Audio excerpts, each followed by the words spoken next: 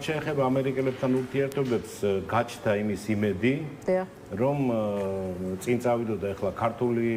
ქართული ოცნება ამ შემთხვევაში მე არ მადარდებს, მაგრამ ძალიან მნიშვნელოვანია, რომ ჩვენ დაუბრუნდეთ ჩვენ თავარ სტრატეგიულ პარტნიორთან ნორმალურ როგორც დასაწყისში ურთიერთობებს.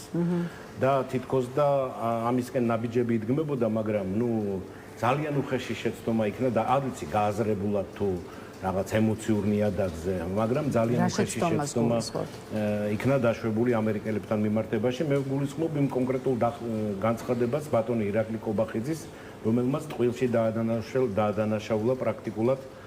ამერიკის შეერთებული შტატები და მე ამას მოაყოლა სტრატეგიული პარტნიორობის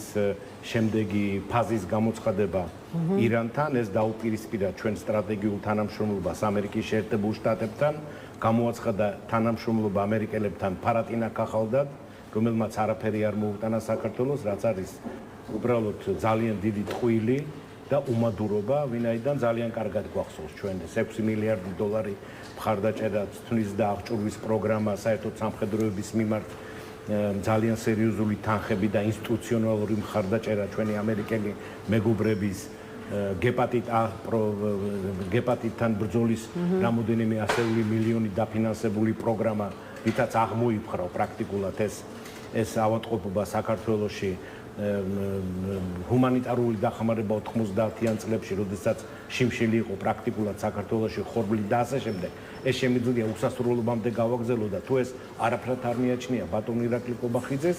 ეს არ არის მხოლოდ უმადურობა, ეს არის ძალიან უხეში შეცდომა, რომელიც რა თქმა უნდა, ეხლა ვერ იმოქმედებს პოზიტიურად ამერიკელების განწყობაზე, როგორც მინიმუმ, მაგრამ ეს სტრატეგიული თანამშრომლობა, ეს ძალიან იმისთან არის ზედაპირული შეფასებები მოვისმინეთ ჩვენ ბატონი ირაკლი კობახიძისგან, რომ რატომ არ შეიძლება ჩვენთვის, თუ შეიძლება სხვისთვის, თუ ამერიკელები ჩადიან იქ ჩინეთში, ჩვენ რატომ არ შეგვიძლია, არავინ არ ამბობს, რომ ჩვენ არ შეგვიძლია, უფრო მეტიც, რა თქმა უნდა, ჩინეთთან ჩვენ უნდა ვითანამშრომლოთ